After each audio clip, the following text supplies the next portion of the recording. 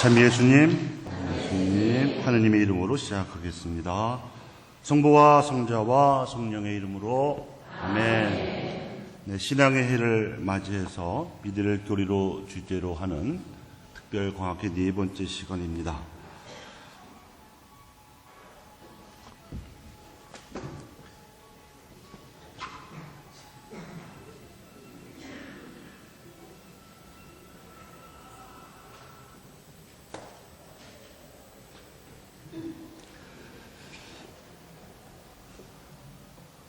지난 시간에는 예수님의 순환에 대해서 말씀을 드리고 내용이 워낙 길어서 중간에 마쳤습니다. 마지막에 말씀드렸던 것은 예수님께서 일으키신 기적 이야기였습니다. 아주 많은 기적을 예수님께서 일으키셨는데 그런 기적들을 행하심으로써 하느님 나라의 현실이 당신의 능력으로 지금 여기서 가능함을 보여주셨습니다. 그리고는 이를 보고 감탄하는 청중에게 여러 가지 비유로 하느님 나라를 설명해 주셨습니다. 청중에게는 거의 비유 형식을 통해서만 말씀하심으로써 말씀을 아끼셨지만 제자들에게는 따로 풀이를 해 주셔서 깨닫게 해 주셨고 어떤 경우에는 제자들을 통해서 기적을 일으켜 주시기도 했습니다. 그러니까 예수님의 가르침이 선포되는 과정은 이중 구조로 되어 있다고 하겠는데 예수님과 인격적으로 유대를 맺고 있는 제자 공동체와 그 바깥에서 머물고 있는 청중 일반입니다. 비유는 아직 하느님 나라에 대한 믿음을 받아들이지 못한 청중에 대한 초대이면서 동시에 하느님 나라에 대한 믿음을 받아들이라는 촉구입니다. 마테오는 예수님이 말씀하신 비유들을 13장에 모아 놓았습니다. 씨 뿌린 사람의 비유는 아주 유명하지요. 이 비유는 아마도 농부들 앞에서 말씀을 하셨을 거예요. 이 비유에는 뿌려진 씨앗의 운명이 네 가지로 나옵니다. 어떤 것은 길바닥에, 또 어떤 것은 돌밭에, 또 어떤 것은 가시덤불, 또 어떤 것은 다행스럽게도 좋은 땅에 떨어졌습니다. 이 씨앗들은 각기 다른 운명을 지니게 됩니다. 길바닥에 떨어진 씨앗은 떨어지자마자 새가 쪼아먹었습니다. 길이 맨들맨들하니까 공중에 날아다니는 새의 눈에도 잘 보이겠죠. 이것은 하느님의 말씀을 듣자마자 잊어버리는 사람들과 비슷하다고 하겠습니다. 돌밭에 떨어진 씨앗은 씨앗 속에 들어있는 양분으로 싹을 트일 수는 있었지만 단단한 돌 속에 뿌리를 내리지 못해서 해가 뜨자마자 말라 죽었습니다. 말씀을 듣기는 하지만 그 뜻을 깨닫지 못하고 단지 머리로만 따져보고 의심하고 이해하려는 사람들하고 비슷하죠. 가시덤불 속에 떨어진 씨앗은 싹도 트이고 뿌리도 내릴 수 있었지만 가시덤불이 더 빨리 자라는 바람에 숨이 막혀서 죽었습니다. 말씀을 듣고 깨우침도 얻었지만 예전에 물들었던 세속적인 가치관을 버리지 못하고 이중 목표를 추구하다 보니까 지쳐버리는 사람들과 비슷하다고 할 수 있습니다. 반면에 좋은 땅에 떨어진 씨앗은 30배, 60배, 100배의 풍성한 열매를 맺었습니다. 사실 하나님의 말씀은 하나님에게서 나온 것이기 때문에 그 자체의 능력을 가지고 있지만 말씀을 듣는 이들의 믿음에 따라서 그 능력은 열매를 맺기도 하고 죽어버리기도 합니다. 그 이유는 하나님께서 인간에게 주신 이성과 자유의 정신 능력 때문입니다. 그래서 말씀의 능력이 아니라 말씀을 듣는 이들의 믿음에 비례해서 정비례해서 열매를 맺는 것입니다. 좋은 땅에 떨어진 씨앗처럼 좋은 믿음으로 말씀을 듣고 받아들이는 사람들은 다른 경우의 실패를 보상하고도 남을 만큼 풍성한 열매를 맺게 됩니다. 이것이 예수님께서도 겪으신 말씀의 현실이었습니다. 예수님이라고 해서 그분의 말씀을 들은 사람들이 모두 즉시에 당장 전폭적으로 회개한 것은 아니었다는 얘기지요. 이렇게 이제 말씀을 받아들이는 이 네 가지의 태도로 설명을 하는 게 일반적이긴 하지만 또 한편 생각하면 한 사람이 믿음을 받아들이게 되는 단계로도 생각할 수 있다고 생각해요. 단계. 그러니까 처음에 예비자교를 듣고 영세한 사람들이 잘 모르잖아요. 뭐 안 믿겠다는 게 아니라 잘 모르잖아요. 아무리 박사래도 예비자 때는 그렇습니다. 그런데 이제 신앙생활을 계속하는 중에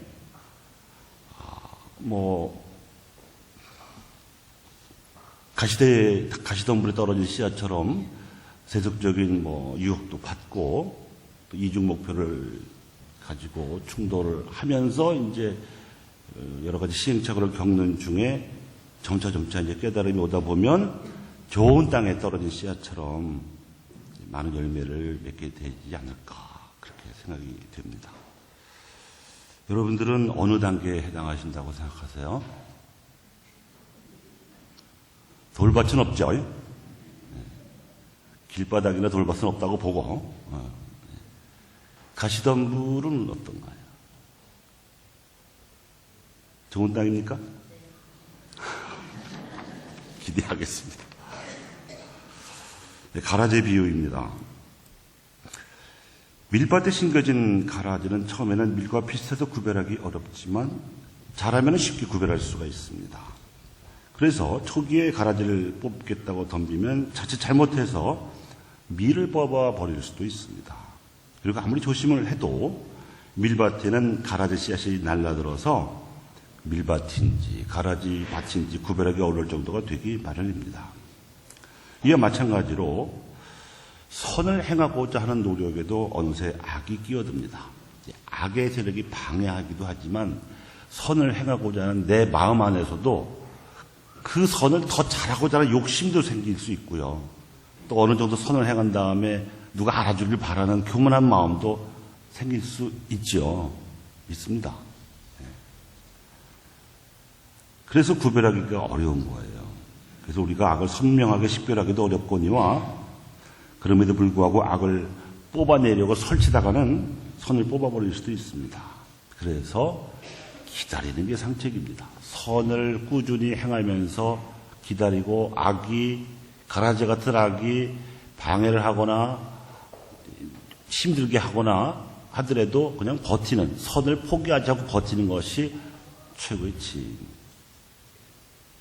때가 되면 악을 뽑아내고 심판하시는 분이 계시기 때문이지요. 오죽하면 예수님께서 손수 뽑으신 12제자 가운데에서도 가라지가 있었습니다. 누구죠? 이스가랴 유다입니다.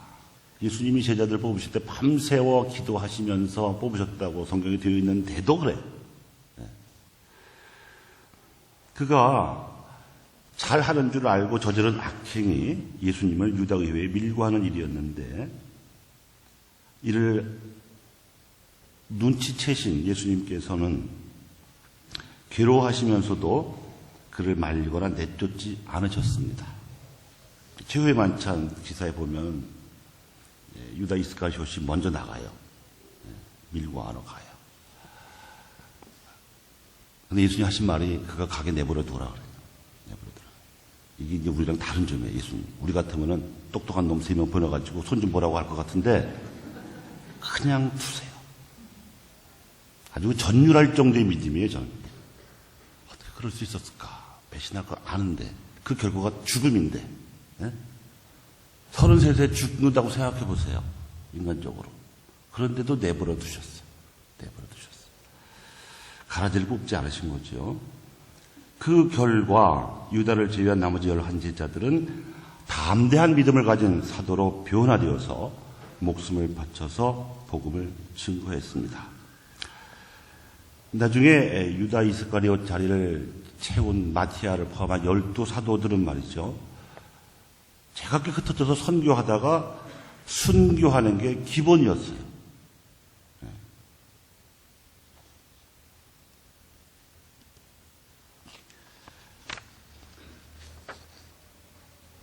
겨자씨와 누룩의 비유를 말씀을 드리려고 합니다.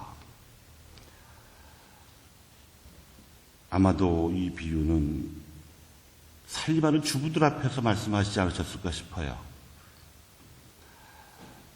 공통점은 선을 위해서 시작한 아주 보잘것없는 작은 노력이 하느님의 도우심으로 결국에는 많은 열매를 맺는다는 의미를 담은 비유입니다. 무모해 보이기만 했던 예수님의 투신이 겁이 많았던 12제자를 용감한 신앙을 지닌 사도로 키워낸 예수님의 믿음과 노력을 설명할 수 있는 비유이기도 하고요. 또 오늘날 전 세계 교회에서 사회의 그 각 분야, 세상 도처에서 개미처럼 선교하고 있는 많은 신자들의 노력, 복음화의 노력을 설명할 수 있는 비유이기도 합니다. 보물과 진주의 비유도 있죠. 예수님께서는 하나님이시면서도 인간이셨습니다. 죄 말고는 모든 점에서 우리가 똑같은 인간이셨습니다.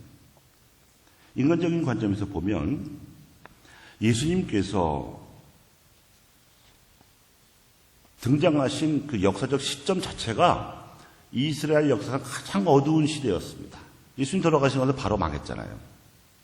그래갖고 2000년 동안 유대인들이 전 세계를 헤맨 거 아닙니까? 그렇지만 역사적인 배경은 그렇다고 쳐도 사회적인 상황 역시 아주 최악이었습니다.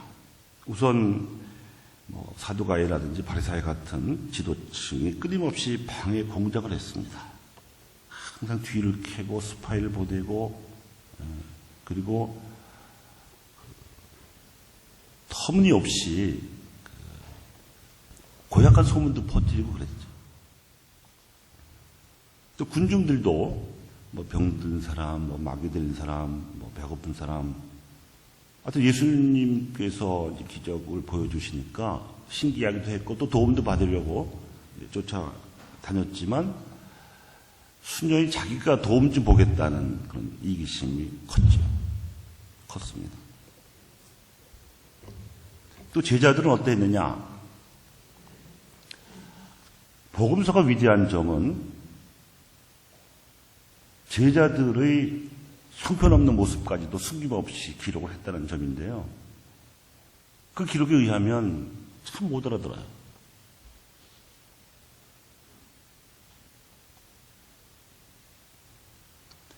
순난 예고를 3번 하시는 동안에도 그 제자라는 사람들은 누가 더 높으냐 하는 서열 다툼을 하기도 했고, 또 예루살렘에 입성하시면 예수님이 무슨 큰 권력이라도 차지하는 줄 알고 그 옆자리 앉게 해달라고 어머니까지 동원해서 로비하기도 하고 그랬어요.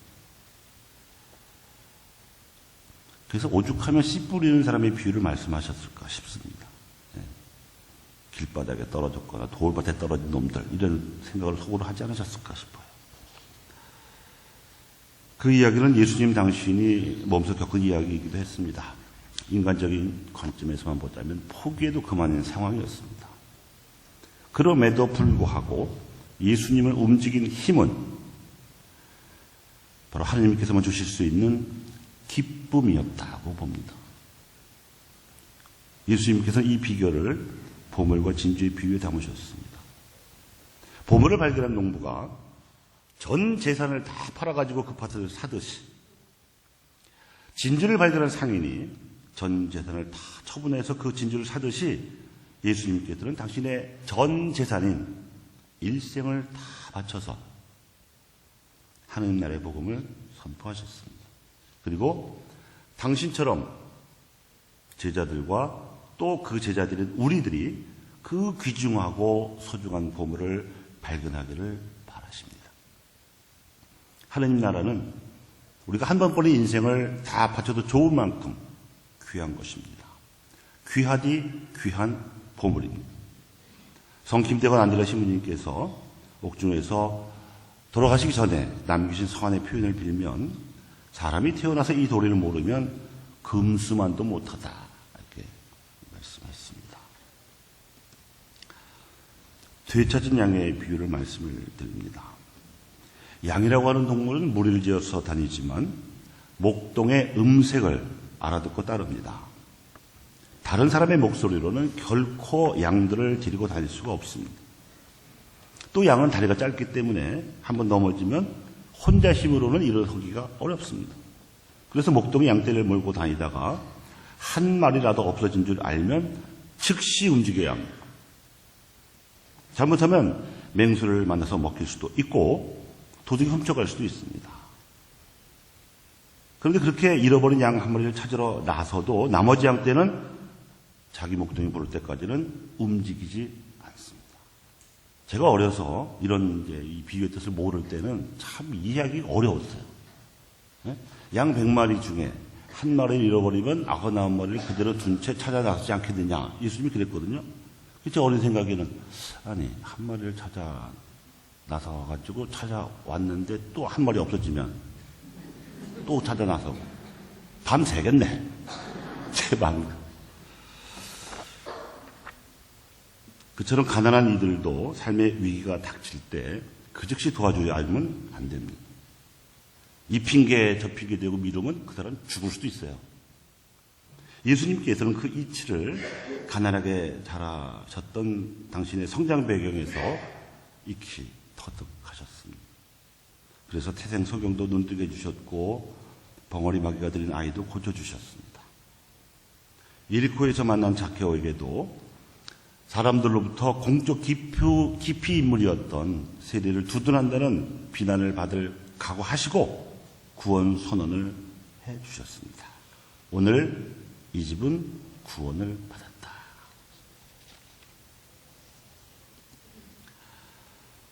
이렇게 하느님 나라와 영원한 생명의 복음을 기적으로 선포하시고 비유로 가르치신 예수님께서 왜 십자가를 짊어지셔야 했을까? 이게 이제 세 번째 신앙 고백의 본론인데요. 가장 큰 원인은 두 번째 강학회에서도 말씀을 드렸듯이 사람들의 원죄 때문입니다. 예수님께서 그 누구도 해코지 하신 적도 없고 그 누구에게도 험한 말을 하신 적이 없지만 바리사이들과 사두가인은 예수님 때문에 자신들의 명예가 손상되는 것이 너무 싫어서 이유 없이 예수님을 싫어하고 방해했습니다. 보잘것없는 나자렛 출신이라고 멸시했습니다. 성경에 나자렛 출신이 예언자가 된다는 그런 구절이 어딨냐고 비아냥거렸죠. 사마리아 사람이라는 막말도 했어요. 유다인들 사이에서 사마리아 사람이라는 말은 욕입니다. 아주 경멸스러운 욕입니다.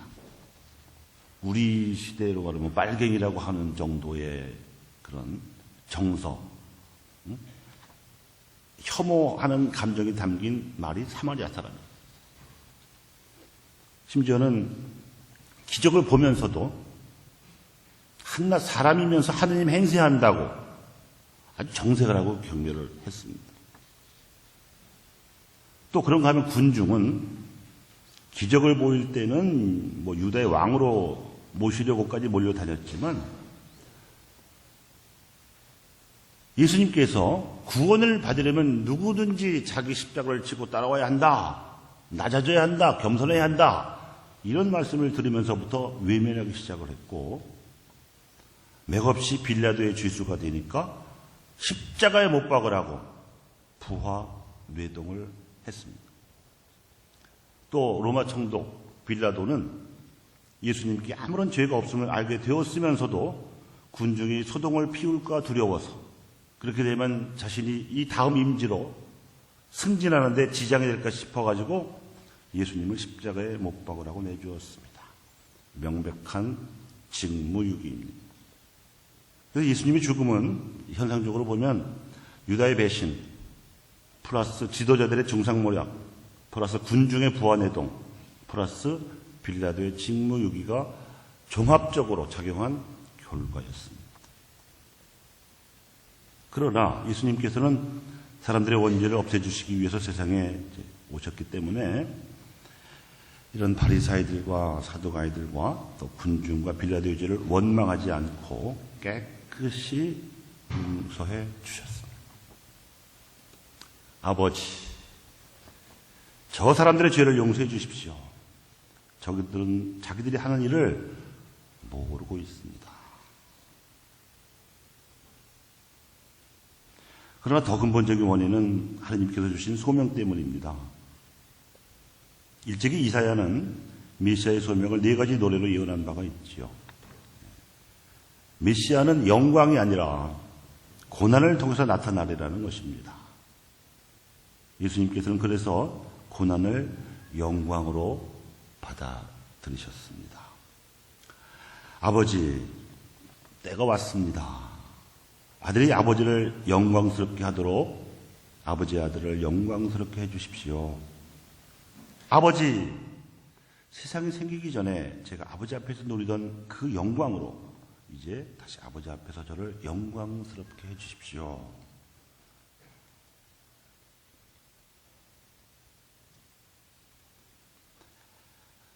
이집트에서 종살이하던 히브리 동족들을 이집트에서 탈출시키고 하나님의 백성으로 인도한 모세는 하나님께서 지키라고 명령하신 십계명을 이스라엘 백성에게 전해주었습니다. 그 핵심은 하나님을 참되게 섬기라는 것에 있었습니다. 나는 너를 이집트 땅 종살이하던 집에서 이끌어낸 주 너의 하나님이다.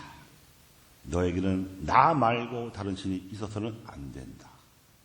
너는 위로 하늘에 있는 것이든 아래로 땅 위에 있는 것이든 땅 아래로 물속에 있는 것이든 그 모습을 본딴 어떤 신상도 만들어서는 안 된다.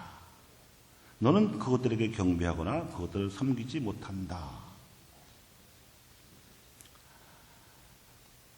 모세의 이래로 예수님 당시까지 유다인들은 이 말씀을 금과 옥조로 받들면서도 제대로 알아듣지를 못했어요. 그런데 이 명령 알아들으신 예수님께서는 제자들에게 이렇게 명령하셨습니다. 너희의 빛이 사람들 앞을 비추어 그들이 너희의 착한 행실을 보고 하늘에 계신 너희 아버지를 찬양하게 하여라.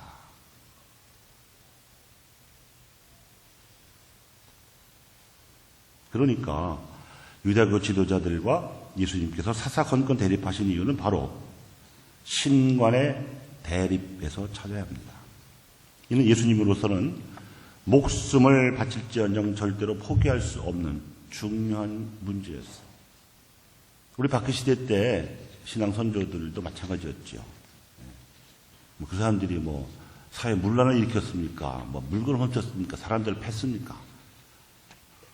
아무런 죄도 짓지 않았는데 오직 천주를 믿는다는 이유로 죽임을 당했죠.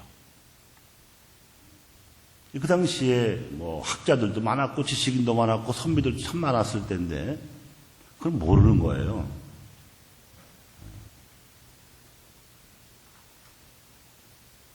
그때는 조상 신으로 떠받들던 때였잖아요.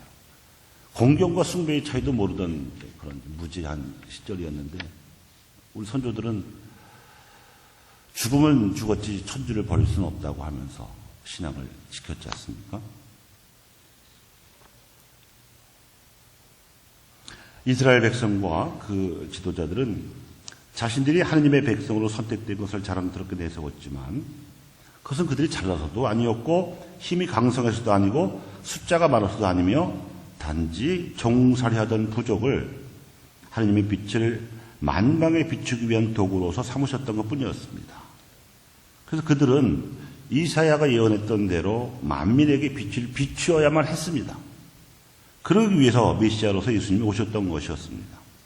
그런데 그들은 예수님을 알아보지도 못했고 자신들의 사명을 제대로 이해하지도 못했던 것이죠. 예수님께서 십자가를 짊어지셔야 했던 이유가 바로 여기에 있습니다. 예수님의 전 생애와 활동은 결정적인 때에 맞춰져 있었습니다. 죽음을 앞두고 예수님께서는 이렇게 기도하셨죠. 아버지, 때가 왔습니다. 아들이 아버지를 영광스럽게 하도록 아버지의 아들을 영광스럽게 해주십시오. 아버지께서는 아들이 아버지께서 주신 모든 이에게 영원한 생명을 주도록 아들에게 모든 사람에 대한 권한을 주셨습니다. 영원한 생명이란 홀로 참 하느님이신 아버지를 알고 아버지께서 보내신 예수 그리스도를 아는 것입니다. 아버지께서 저에게 하라고 맡기신 일을 완수하여 저는 땅에서 아버지를 영광스럽게 하였습니다. 아버지, 세상이 생기기 전에 제가 아버지 앞에서 누리던 그 영광으로 이제 다시 아버지 앞에서 저를 영광스럽게 해주십시오.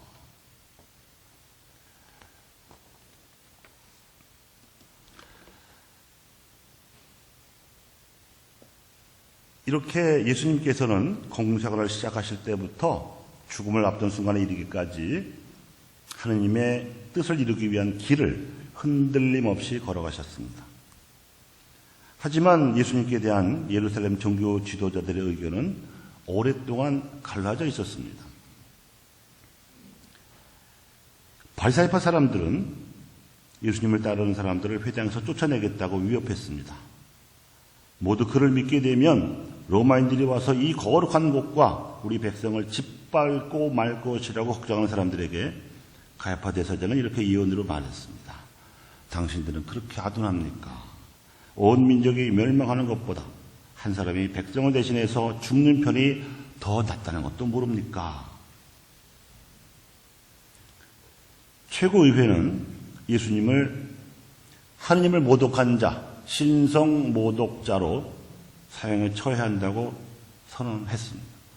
그러나 그들에게는 로마의 식민 통치를 받는 처지라서 사람을 사형에 처할 권한이 없었기 때문에 예수님을 정치적 반역자로 고발해서 로마인들에게 넘겨주었습니다.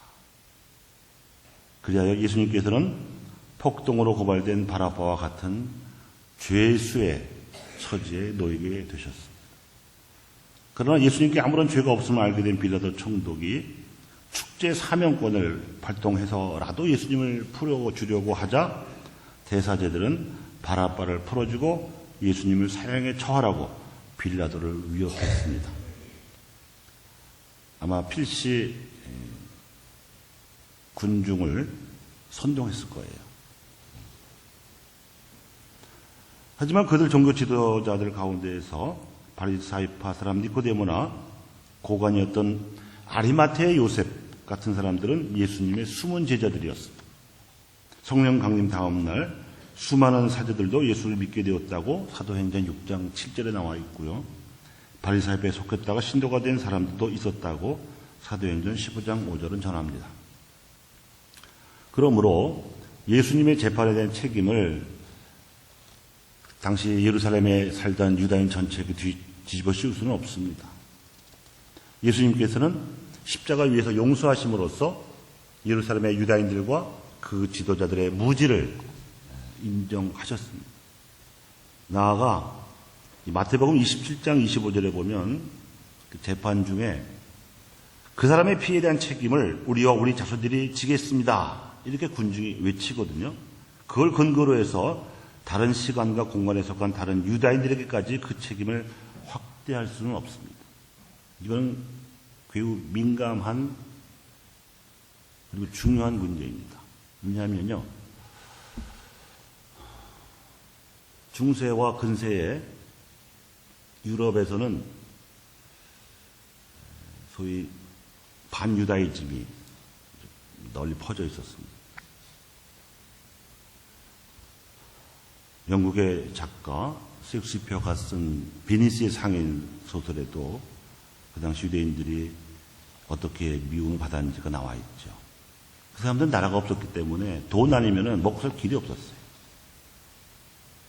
근데 그걸 보고 수존노 같이 됐죠.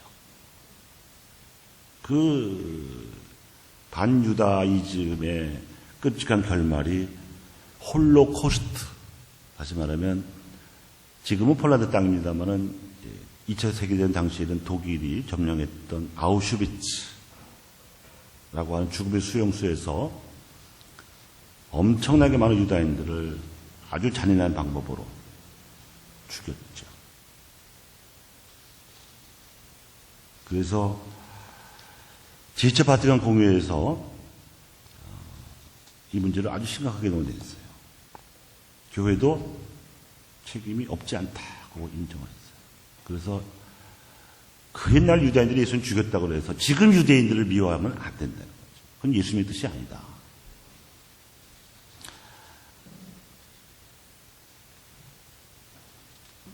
그 유다교 내지 유다인들과의 화해 노력을 앞장서서 하셨던 분이 프랑스 파리 대교구의 추기경이셨어요. 그분은 유대인 출신이에요. 폴란드에서 이제 프랑스로 이주 왔는데 15살에 혼자서 오를레안 근처의 성당에 가갖고 영세를 해요. 그리고 집안의 반대를 무릅쓰고 사제가 되어서 추기경이 된 다음에는 파리 대교구의 교구장을 하면서 당시 요한 바오로 2세 하고 젊어서부터 교부들이 있었습니다. 폴란드 출신이니까. 그래서 이 문제를 아주 진지하게, 아주 설득력 있게 제기를 해서 바티칸 공회가 그렇게 결정한 거예요. 사도들의 증언대로 만일 그들이 예수님이 누구신지 깨달았더라면 영광의 주님을 십자가에 못 박지는 않았을 것이지만 그들은 예수님이 누구신지 몰랐었기 때문에 그렇습니다.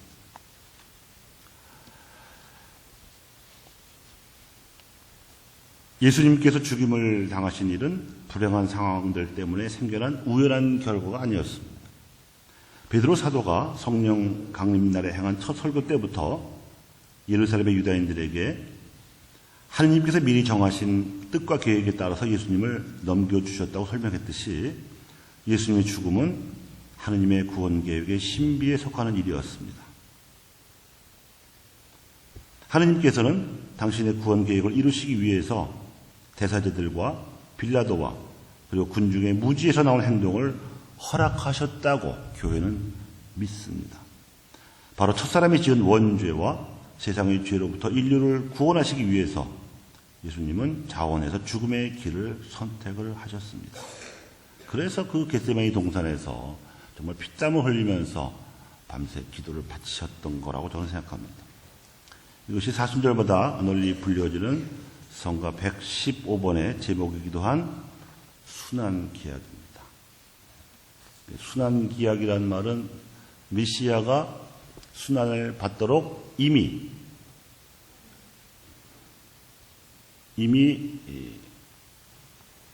뭐라고 해야 되나 이루어진 약속. 그렇죠. 115분 잘 아시죠? 한번 1절만 불러보겠습니다. 반주 좀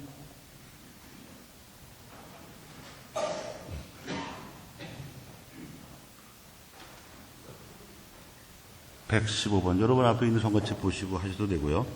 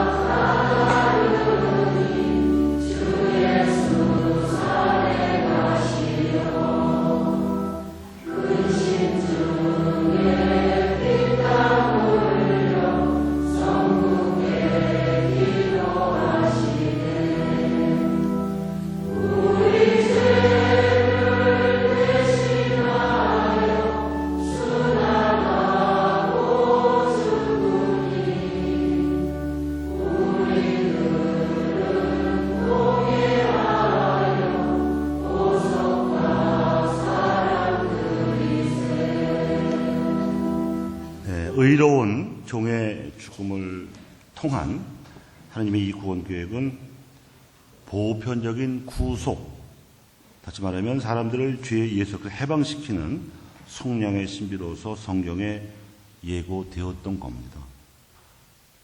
부활하셔서 엠마오로 가던 두 제자에게 나타나신 예수님께서 친히 이를 확인해 주셨죠. 내가 전에 너희와 함께 있을 때 말한 것처럼 나에 관하여 모세의 율법과 예언서와 시편에 기록된 모든 것이 다 이루어져야 한다. 성경에 기록된 대로 그리스도는 고난을 겪고 사흘 만에 죽은 이들 가운데에서 다시 살아나야 한다. 그리고 예루살렘에서부터 시작하여 죄의 용서를 위한 회개가 그의 이름으로 모든 민족들에게 선포되어야 한다. 너희는 이 모든 일의 증인이다.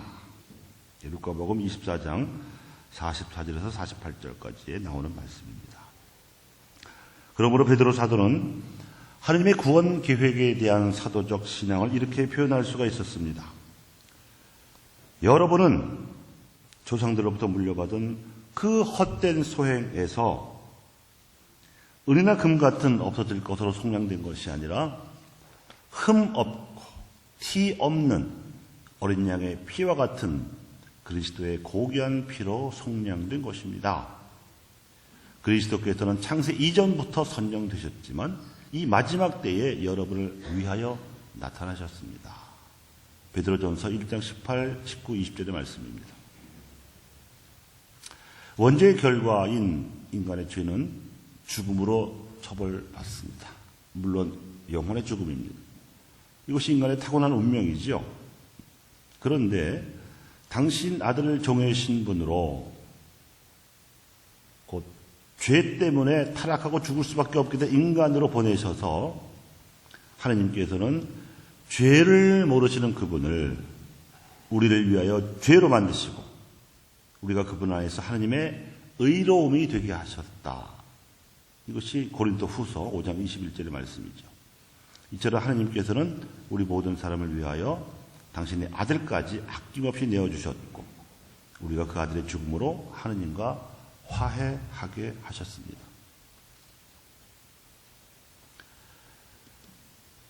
이것이 천지창조에서 이미 나타난 하나님의 사랑입니다. 그 사랑이란 우리가 하나님을 사랑했다는 것이 아니라 오히려 그분이 우리를 사랑하셔서 당신의 아들을 우리 죄 때문에 속죄의 제물로 보내셨다는 것입니다. 그리스도께서는 우리 죄 많은 인간을 위하여 죽으셨습니다.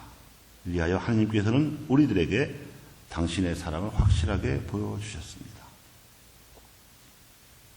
이 사랑은 아무도 배제하지 않습니다. 이러한 사랑을 예수님께서는 잃었던 양 비유의 결론을 통해서 상기시키셨지요. 이와 같이 이 작은 이들 가운데 하나라도 잃어버리는 것은 하늘에 계신 너희 아버지의 뜻이 아니다. 또한 예수님께서는 많은 이들의 몸값으로 자기 목숨을 바치러 오셨다고 분명히 말씀하셨습니다. 하나님의 구원 계획 안에 포함이 되어 있는 당신의 죽음을 예수님께서는 모르고가 아니라 억지로가 아니라 자원하여 받아들이셨습니다. 예수님께서는 나를 보내신 분의 뜻을 이루고 그분의 일을 완성하는 것이 내 양식이다. 이렇게 말씀을 하셨습니다. 나를 보내신 분의 뜻, 그 뜻이란 무엇인가? 바로 세상의 죄를 없애셔서 사람들을 용서하시는 것입니다. 그래야 하나님과 인류가 화해할 수 있기 때문입니다. 또 그래야만 죄를 용서받고 하나님과 화해한 인간에게 새로운 생명, 즉 영원한 생명을 주실 수 있기 때문입니다. 이것이 하나님의 뜻이요 하나님의 일입니다. 예수님의 생애 전체는 하나님의 이러한 사랑의 계획을 받아들이고자 하는 뜻으로 가득 차 있습니다. 구속을 위한 순환이 당신 강생의 이유이기 때문입니다. 예수님께서 하신 다음과 같은 말씀들이 이를 뒷받침하지요. 아버지께서는 내가 목숨을 바치기 때문에 나를 사랑하신다. 아버지, 이 시간을 면하게 하여 주소서 하고 기원할까? 아니다. 나는 바로 이 고난의 시간을 겪으러 온 것이다. 나는 아버지를 사랑하고 아버지께서 분부하신 대로 실천한다는 것을 세상에 알려야 하겠다. 일찍이 예수님을 알아본 세례자 요한은 예수님께 세례를 베풀고 나서 세상의 죄를 없애시는 하느님의 어린 양이라고 증언을 했습니다. 예수님이 묵묵히 도살장으로 끌려가는 어린 양같이 고통을 당하시고 많은 사람의 죄를 짊어진 고난받는 종이시며 동시에 첫 과월절 때 이스라엘 백성의 구속을 상징하던 과월절의 어린 양이시라는 것을 요한은 드러낸 것입니다. 그래서 신자들은 미사종 영속체를 앞두고 요한의 이 증언을 3번이나 되풀이하지요. 하느님의 어린 양, 세상의 죄를 없애시는 주님, 자비를 베푸소서. 사제도 축선된 성체를 교우들에게 보여주면서 외칩니다. 하느님의 어린 양, 세상의 죄를 없애시는 분이시니 이 성천에 초대받은 이는 복되도다. 실로 예수님의 전생에는 섬기러 왔고 또한 많은 사람들을 위하여 목숨을 바쳐 몸값을 치르러 오신 그분의 사명을 표현합니다. 예수님께서는 인류를 위한 하나님의 사랑을 완수하려는 당신 사명을 사랑으로 받아들이셨습니다. 이처럼 고난과 죽음으로 예수님의 인성은 인류의 구원을 바라시는 하나님 사랑의 자유롭고 완전한 도구가 되었습니다. 과연 예수님께서는 당신 아버지에 대한 사랑으로 또 아버지께서 구하시기를 원하시는 사람들에 대한 사랑으로 당신 순환과 죽음을 자유로이 받아들이셨습니다. 누가 나에게서 목숨을 빼앗아가는 것이 아니라 내가 스스로 바치는 것이다. 요한복음 10장 18절의 말씀입니다. 그러므로 예수님께서는 가장 자유롭게 스스로 죽음을 향해 나아가셨습니다.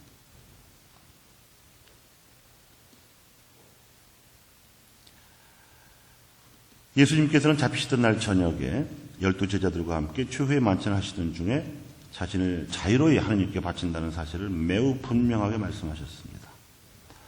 순환 전날 아직 자유로우실 때 예수님께서는 제자들과 가진 마지막 만찬을 인류의 구원을 위하여 자신을 성부께 드리는 자발적인 봉헌의 기념으로 삼으셨습니다. 이것은 너희를 위하여 내어주는 내 몸이다. 이것은 나의 피다. 죄를 용서해 주려고 많은 사람들을 위하여 내가 흘리는 계약의 피다. 이 순간에 예수님께서 세우신 성체성사는 당신 희생의 기념이 될 것이었습니다. 예수님께서는 당신 자신의 봉헌에 사도들도 포함시키시고 그들에게 당신을 기억하여 이를 계속할 것을 명하셨습니다. 이로써 예수님께서는 당신 사도들을 새로운 계약의 사제로 세우신 것이죠.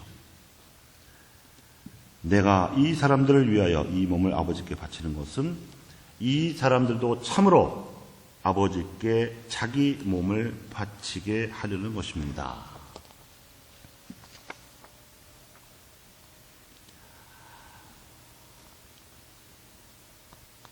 예수님께서는 최후의 만찬에서 자신을 바치심으로써 미리 맛보신 새로운 기약의 잔을 겟세마니의 고뇌 중에 죽기까지 순종함으로써 아버지의 손에서 다시 받으셨습니다. 겟세마니 동산에서 예수님께서 바치신 기도의 처음 부분은 인성의 발로였습니다. 아버지, 가능하다면 이 잔을 저에게서 거두어 주소서. 이 기도는 죽음에 대한 인간적 공포의 표현이었습니다. 조금만 더 시간이 주어진다면, 조금만 더 여건이 주어진다면 더 많은 사람들에게 하나님 나라를 선포할 수 있을 텐데 하는 인간적인 아쉬움이죠. 여기서 우리는 예수님의 인성도 우리의 인성과 마찬가지로 영원한 생명을 지향하고 있음을 알게 됩니다. 그런데 예수님께서는 당신의 인간적 의지로 하나님의 뜻이 이루어지기를 받아들이심으로써 당신의 죽음을 구속을 위한 죽음으로 받아들이셨습니다. 하지만 제 뜻대로 하지 마시고 아버지의 뜻대로 하소서.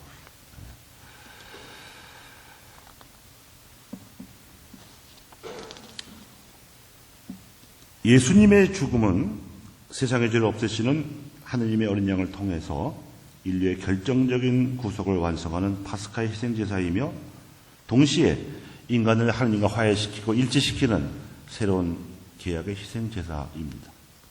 신약의 이 제사는 죄를 용서해 주려고 많은 사람을 위하여 흘리신 예수님의 피를 통해서 이루어졌습니다.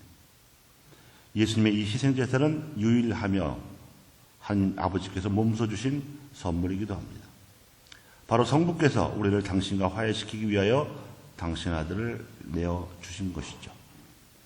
이와 동시에 예수님의 희생제사는 사람이 되신 하나님의 아들이 자유로이 사랑으로 성령을 통해서 우리의 불순종을 보상하기 위해서 성부께 당신의 생명을 바치시는 봉헌입니다.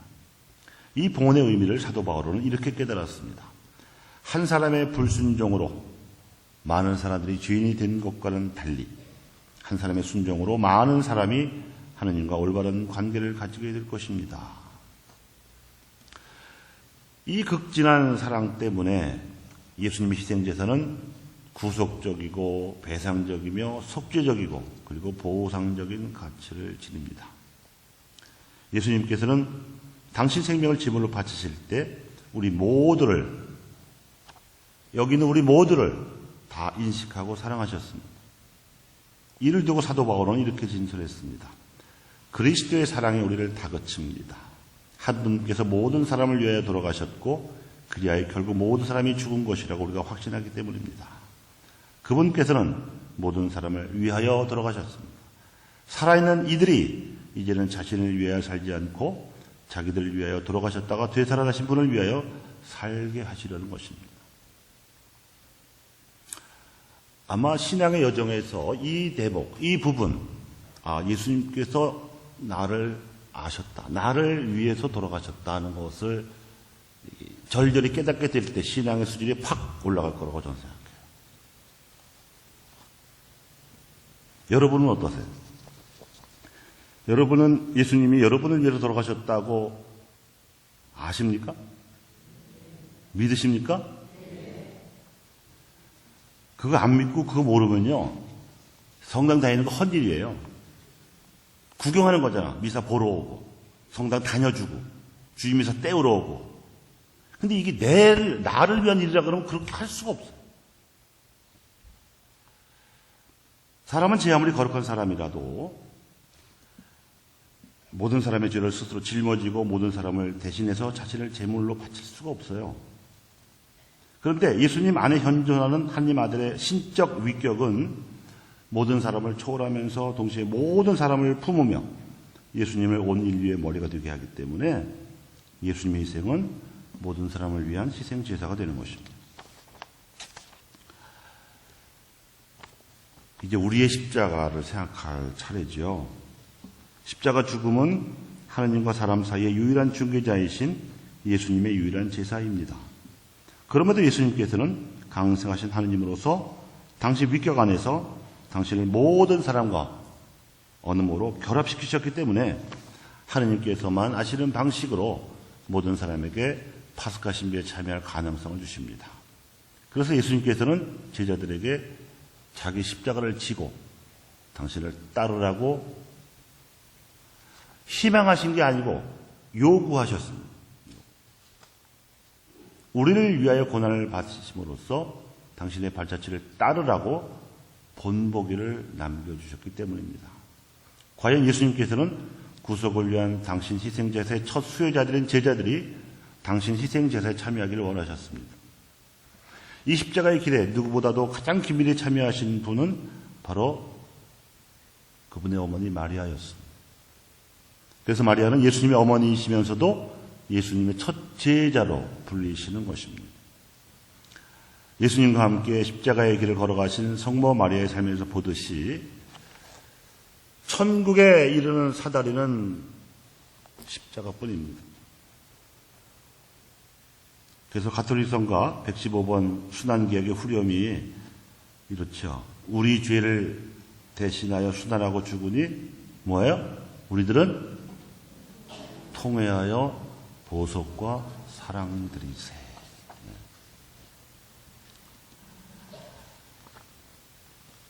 예수님께서는 십자가를 위해서 7마디 말씀을 남기셨습니다. 아버지, 저들을 용서해 주십시오. 저들은 자기들이 무슨 일을 하는지 모릅니다. 이 말씀은 십자가에서 예수님의 양손과 양발과 이렇게 못을 받고 있는 로마 병사들뿐만 아니라 그 명령을 내린 총독 빌라도, 또 빌라도를 위협해서 사형을 선고하게 만든 대사제들과 군중, 게다가 예수님을 보호해드리지 않고 도망치기 바빴던 제자들 모두를 향한 기도였습니다. 너는 오늘 나와 함께 낙원에 있을 것이다. 예수님과 함께 십자가에 못 박힌 죄수가 2명 있었죠. 한 죄수는 예수님의 무능함을 조롱했지만 다른 죄수는 그를 꾸짖으면서 예수님께 청했습니다. 예수님, 선생님의 나라에 들어가실 때 저를 기억해 주십시오. 그러니까 인류 역사에서 말 한마디 잘해가지고서 천당 간 사람이 이 사람밖에 없어요.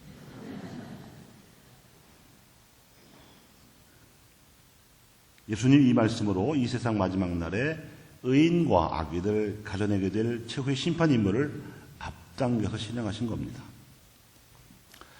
여인이시여, 이 사람이 어머니 아들입니다. 이분이 내 어머니시다.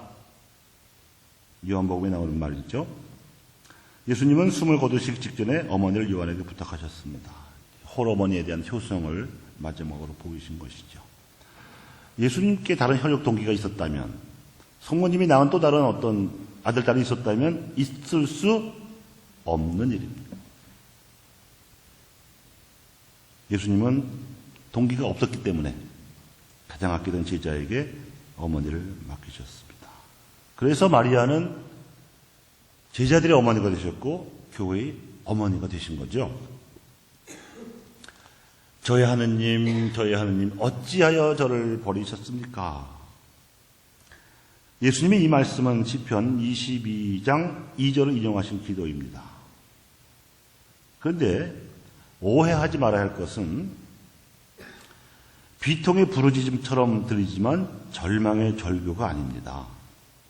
이 말씀은 우선 단말마, 그러니까 숨이 끊어질 때의 모진 고통과 소외를 절절히 드러내는 위침인데, 그 시편 21편을 쭉 읽어가다 보면 비통한 부르짖음에 이어서 하나님께 대한 흔들림 없는 신뢰가 고백이 되고, 후반부에서는 전혀 다른 분위기로 바뀌어가지고 기도하는 사람의 정당성과 하나님께서 결국 구원하실 거라는 희망의 노래가 됩니다. 유대인들은 예수님도 마찬가지지만 구약 성경을 줄줄 외우고 다녔어요. 우리가 함께 이제 모여있을 때 하늘에 계신 하면은 우리 아버지, 여기서 악에서 구하옵소서까지 다 나오는 것처럼 시편의 첫 구절을 외우는 것은 힘이 없어서 다 외우지는 못하지만 끝까지 그 포함하는 22편 전체를 노래하는 거거든요. 노래가 아니라 기도하는 거거든요.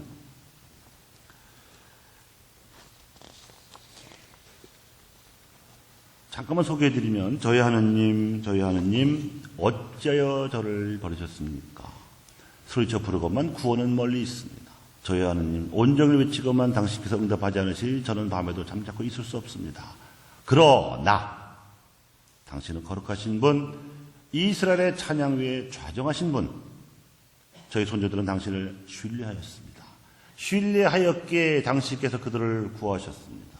당신께 부르짖어 구원을 받고 당신을 신뢰하여 부끄러운 일을 당하지 않았습니다. 5번째 말씀은 목마르다. 채찍질과 고문을 통해서 이미 쇠전해지신 몸으로 마지막 피 한 방울까지 흘리신 예수님께서 목마르다고 말씀하셨습니다. 극도의 이제 갈증을 느끼신 거죠. 십자가형이 아주 그 잔인한 이유는,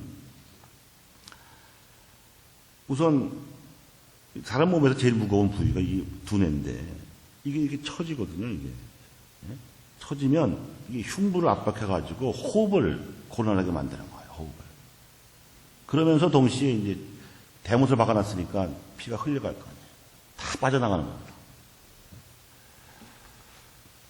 그래서 병사들이, 이 말을 들은 병사들이 자기들이 평소에 하던 대로 갈증을 풀어줄 신포도주를 예수님의 입술에 적셔 드렸습니다.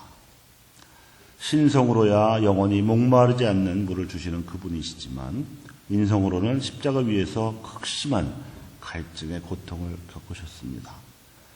그런데 요한복음사가는 이 말씀을 전하면서 이렇게 기록했어요. 이미 모든 일이 다 이루어졌음을 아신 예수님께서는 성경 말씀이 이루어지게 하시려고 목마르다 하고 말씀하셨다는 것입니다. 무슨 성경 말씀이 이루어지게 하시려고 그렇게 말씀하셨는가? 한국천주교 주교회에서 펴낸 주석 성경에 보면 시편 69편 22절과 22편 16절을 참조하라고 나와 있더라고요.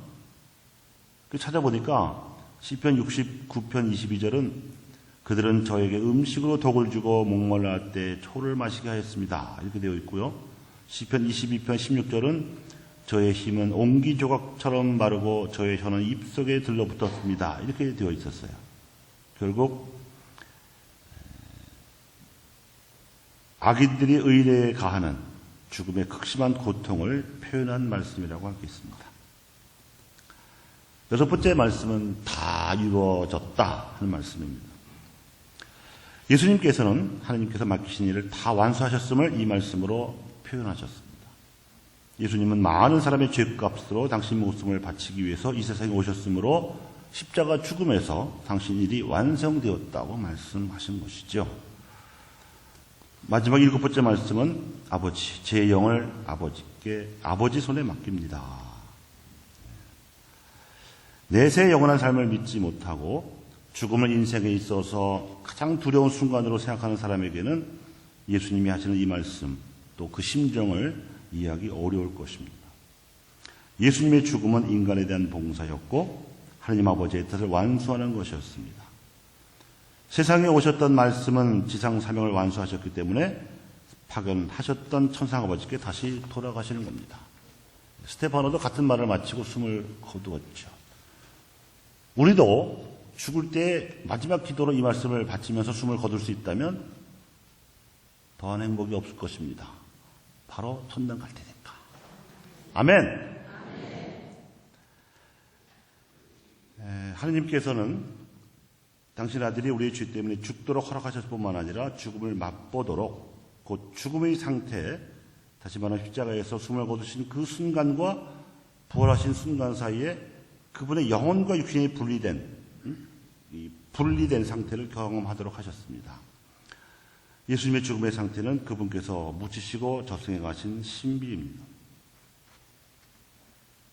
무덤에 묻히신 예수님께서는 우주 전체의 평화를 가져오는 인간의 구원을 이루신 다음에 취하시는 하나님의 안식을 드러냅니다. 이것이 사순절 성주간 중 성토요일의 신비입니다. 예수님께서 무덤에 묻히심으로써 부활 이전에 고통당할 수 있었던 상태와 부활하신 현재 영광스러운 상태 사이에 실제적인 연결고리가 형성이 됐습니다. 바로 살아계신 분, 곧 그리스도만이 이렇게 말씀하실 수 있죠. 나는 죽었었지만 이렇게 살아있고 영원은 무궁토록 살 것이다. 예수님의 죽음은 인간으로 사신 지상생활을 마감했다는 의미에서 진정한 죽음이었습니다. 하지만 그분의 육신은 하나님 아들의 위격과 결합되어 있어서 죽음에 사로잡힐 수 없기 때문에 다른 시체들처럼 썩어 없어지지 않았습니다. 하느님의 힘이 예수님의 육신을 부패하지 않게 한 것입니다. 사흘날에 이루어진 예수님의 부활이 그 징표지요. 당시 사람들은 나흘째 되는 날부터 시체가 부패하기 시작한다고 생각을 했기 때문입니다. 세례의 본래적이고 온전한 표적은 물에 잠기는 침례입니다. 세례 때에 우리가 물을 뿌리고 또 물에 잠기는 것은 그리스도인들이 새로운 생명을 얻기 위해서 죄에 대해서 죽어서 그리스도와 함께 무덤에 묻힘을 효과적으로 나타냅니다. 그래서 사도 바울은 이렇게 말할 수 있었습니다. 과연 우리는 세례를 받고 죽어서 그분과 함께 묻혔습니다. 그래서 우리는 그리스도께서 아버지의 영광스러운 능력으로 죽은 자들 가운데서 다시 살아나신 것처럼 새 생명을 얻어 살아가게 된 것입니다.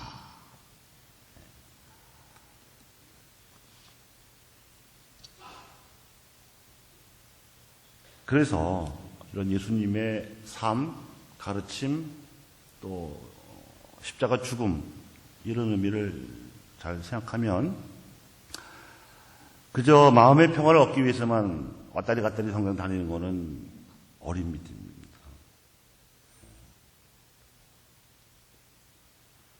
죽은 후에 영원한 생명을 얻어서 구원받고자 하는 것은 조금 철든 믿음이라고 할 수는 있지만 정말 우리가 바람직한 것은 이미 여기서부터 영원한 생명으로 부활의 삶을 살아가는 것이라고 말씀을 드리면서 오늘 강의 마치겠습니다. 감사합니다.